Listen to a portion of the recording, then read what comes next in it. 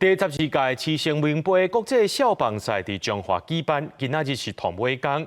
这桃园的孤山国小以11-7的分数摕到冠军，完成2连败挑战。那亚军是头一摆参加比赛的韩国少年少棒队。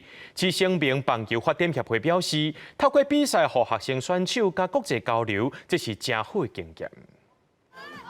来自桃园的孤山国小少棒队对战韩国少年队，要来拼第12届市成名少棒杯的冠军。孤山少棒队的总教练表示，今年有不少实力坚强的球队参加，一路拍入冠军赛真无简单。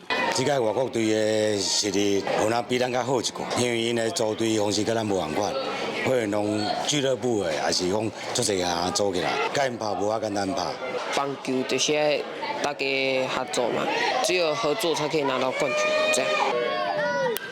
最后，孤山国小以11-7的分数摕冠军，完成2连败挑战。头摆参加市成名少棒杯的少年队就讲，台湾球队的基本功夫真在，是真值得尊敬的对手。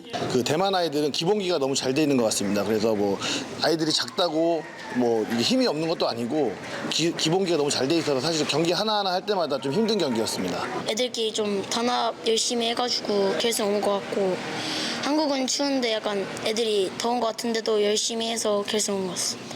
市成名棒球发展协会表示，办比赛最主要就是要让学生选手累积经验、甲国际交流，但是要杀青少棒的活动，找经费是上大挑战。基层的棒球这块，你也要培养好的人才，包括小朋友，你要让伊会当拍个职棒啊，各方面来讲，那这个资金是上大的问题嘛，赞助金是上大的问题。